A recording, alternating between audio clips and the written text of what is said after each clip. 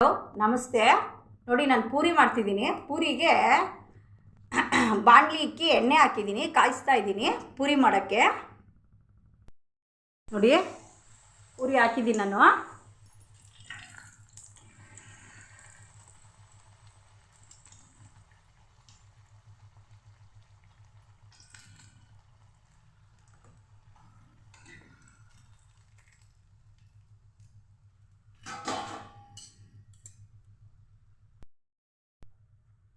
ನೋಡಿ ಪೂರಿ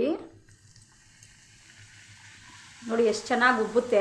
ಈ ಥರ ಚೆನ್ನಾಗಿ ಎಣ್ಣೆ ಕಾಯ್ದ್ರೇ ಚೆನ್ನಾಗಿ ಉಬ್ಬೋದು. ಸ್ವಲ್ಪ ಮೈದಾ ಹಸಿಟ್ಟನ್ನು ಗೋಧಿ ಹಸಿಟ್ಟು ಕಲಿಸ್ಕೊಂಡು ಹಾಕಿದ್ರೆ ತುಂಬ ಚೆನ್ನಾಗಿರುತ್ತೆ.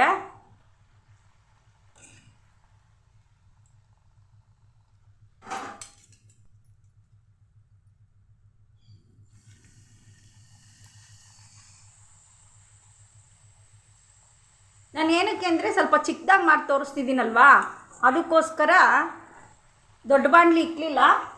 ಜಾಸ್ತಿ ಮಾಡೋಂಗಿದ್ರೆ ದೊಡ್ಡದು ಇಕ್ಬಿಟ್ಟು ಜಾಲರದಲ್ಲಿ ತೆಗಿಬೋದು.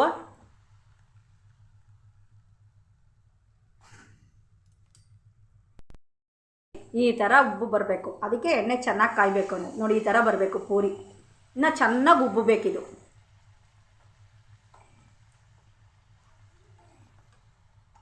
ನೋಡು ಈ ಥರ ಪೂರಿ.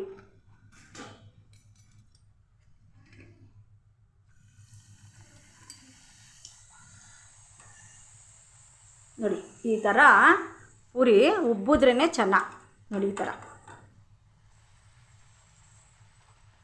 ನೋಡಿ ನೋಡಿ ಆಯಿತು.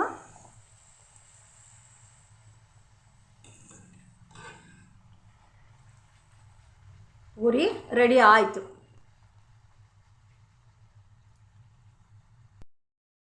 ಪೂರಿ ರೆಡಿ.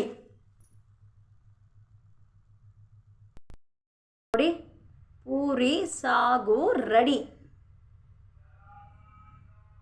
ಪೂರಿ ಸಾಗು ರೆಡಿ.